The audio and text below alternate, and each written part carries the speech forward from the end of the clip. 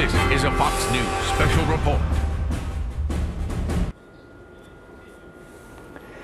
This is Fox News coverage of a news conference by the National Security Advisor H.R. McMaster.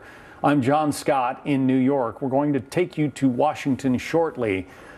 This first broke in the Washington Post late yesterday evening. The allegation is that the President Trump, revealed highly classified information to the Russian foreign minister and ambassador to the United States during that controversial visit they made to the Oval Office last week. Now, the intelligence supposedly revealed was not generated by the United States intelligence agencies. It came from some unidentified friendly country. It involved ISIS and the plot to bomb aircraft using laptop computers.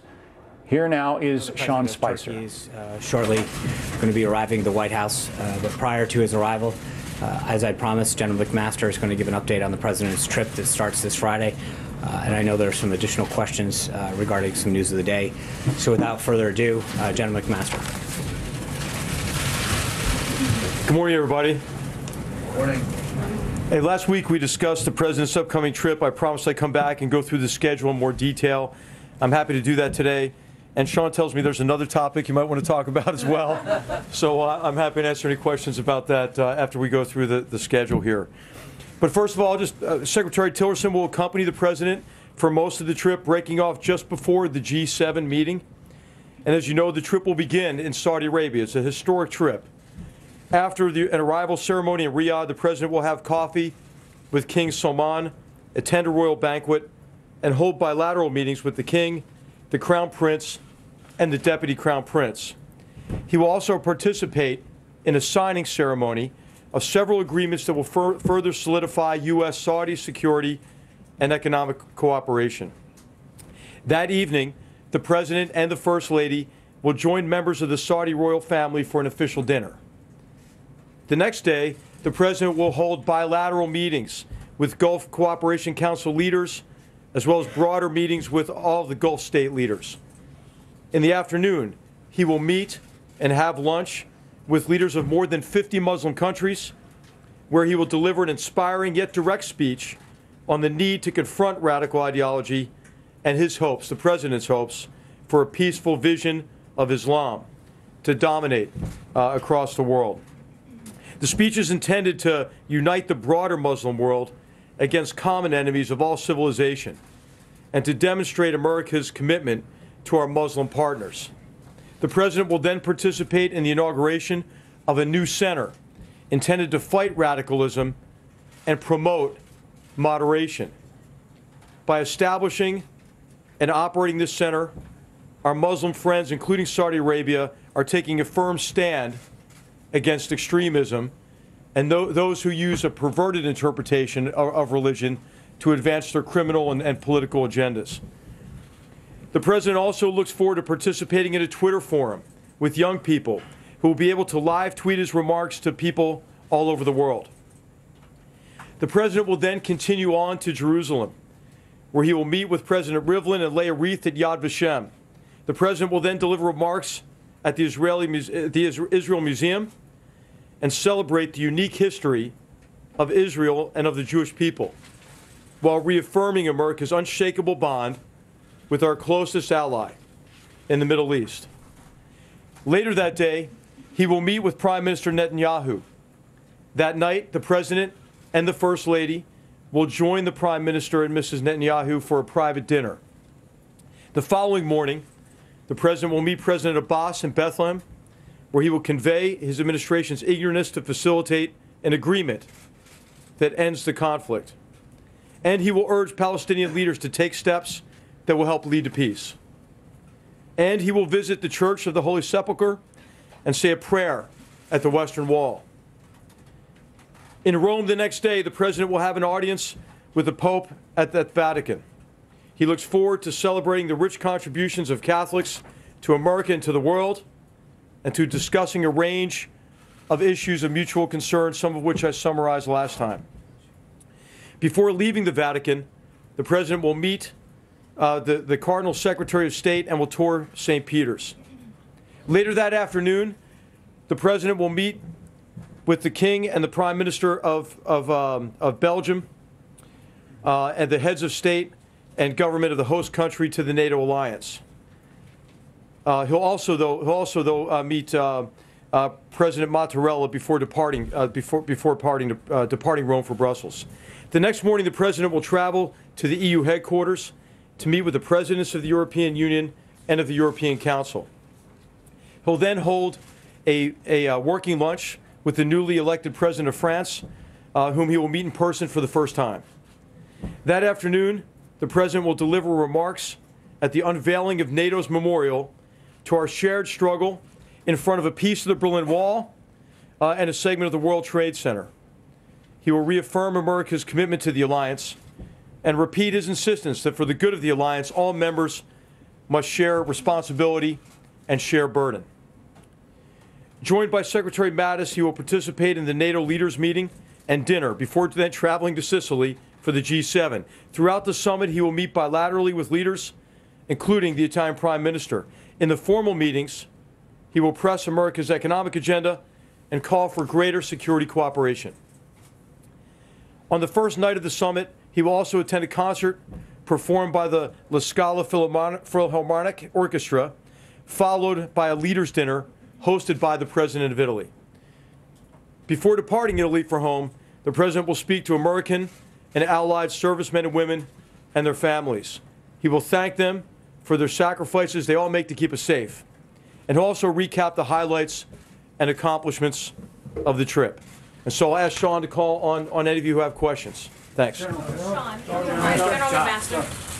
Thanks a lot, General McMaster. You came out to the stakeout area yesterday, and in coming out to the stakeout area, you said that the Washington Post story, which came out late yesterday afternoon, was false.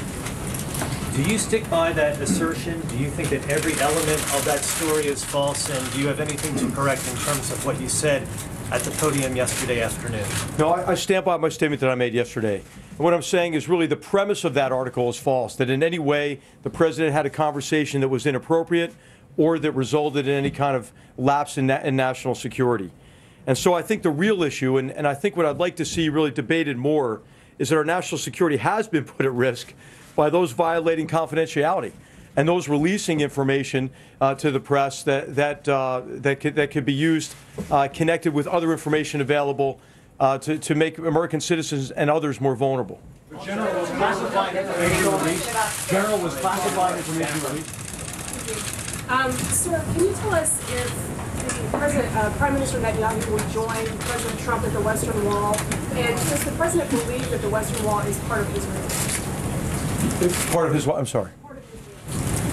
No Israeli leaders will join President Trump to the Western Wall. He's going to the Western Wall mainly in connection with the theme to connect with three of the world's great religions and to advance, to pay homage at each of these religious sites that he's visiting, but also to highlight the theme that we all have to be united against what are really the enemies of all civilized people, and that we have to be joined together with an agenda of tolerance and moderation. General, I just want to try to dig into some details of this reporting on the president's conversations with the Russians.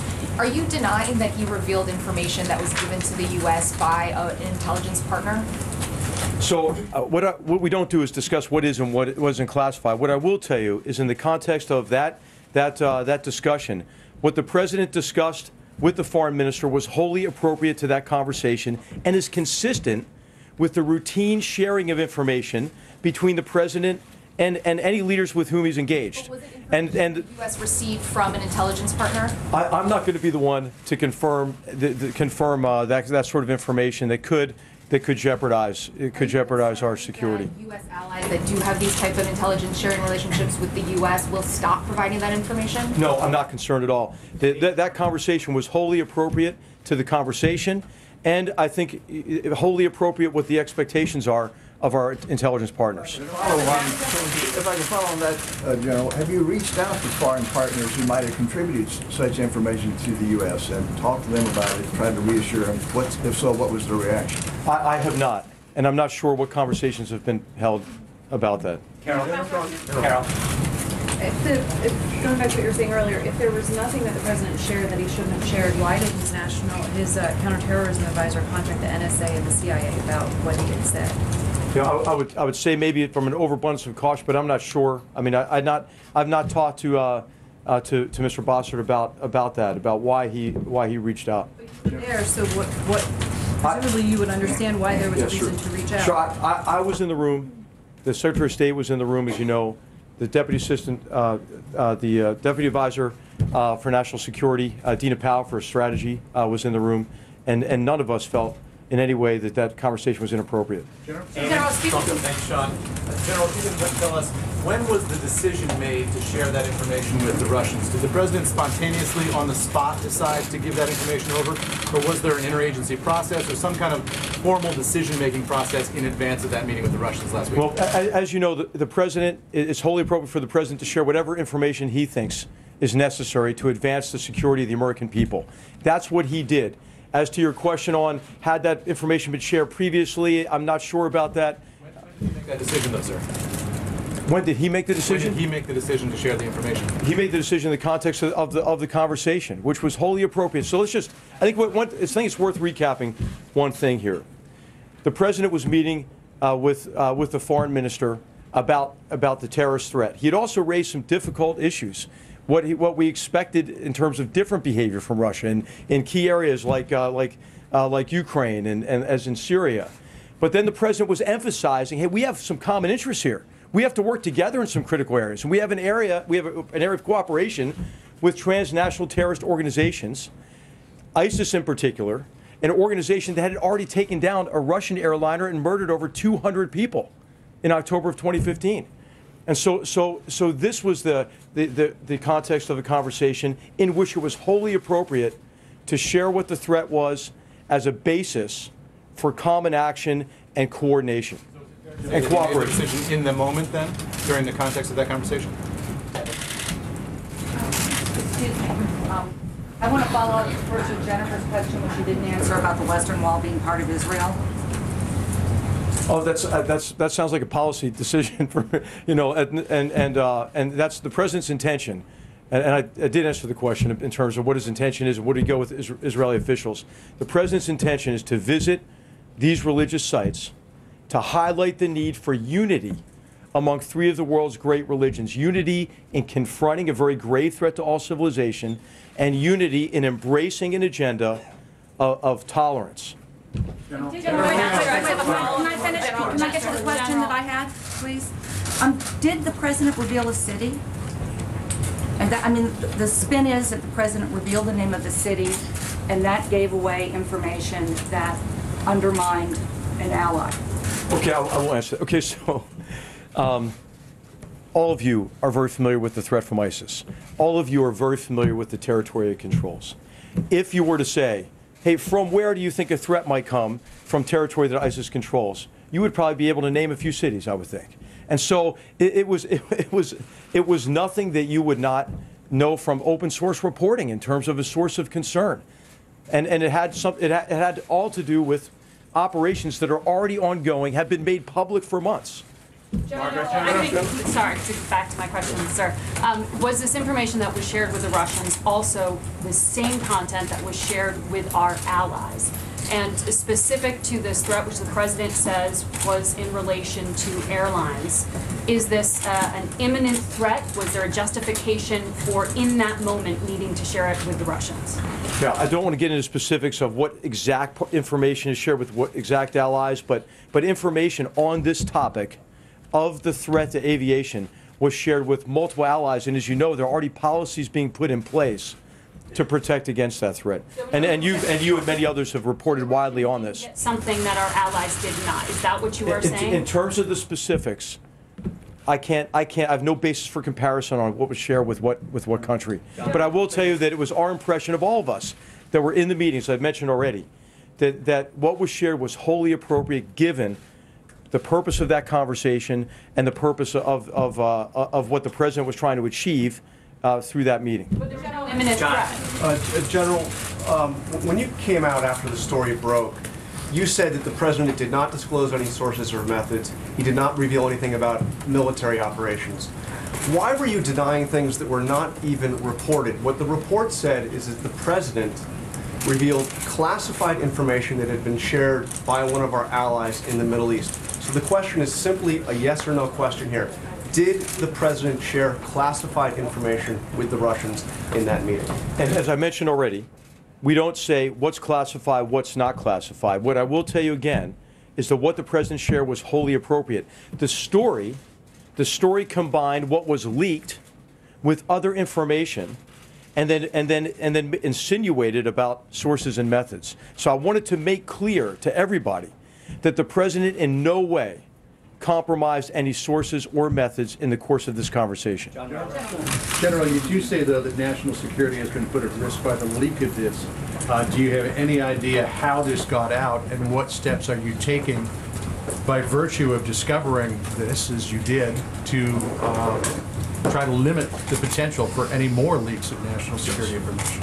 I think national security is put at risk by this leak and by leaks like this. And there are, there are a number of instances where this has occurred. And I think it's important to investigate these sort of things and to make sure that we have trusted organizations across our government that allows for the free sharing of information and collaboration. I mean, in terms of national security, what is critical is that you can assemble the experts you need. You want a bigger group, right, for any of these complex problems because you need their expertise. You need the tools that they bring to bear from different agencies and departments. And so what we really have to do is make sure we have a very high degree of confidence in all of our organizations and all of our systems and processes so we can do what we need to do for the president, which is give him our best advice and give him options to deal with these very complex problems. Clearly, you can't have that confidence by virtue of what happened yesterday. So do you have an idea of how this got out, and how can you tighten up the ship, as it were, to ensure, from your perspective at least, that this stuff doesn't get out? Well, I think it's incumbent on all of us to bring in the people with the right authorities and the right mandate to take a look at how this leak occurred and how other breaches may have occurred as well. General McMaster. Thank you. General McMaster, to put a finer point on it, is there now an active investigation into how this information was leaked?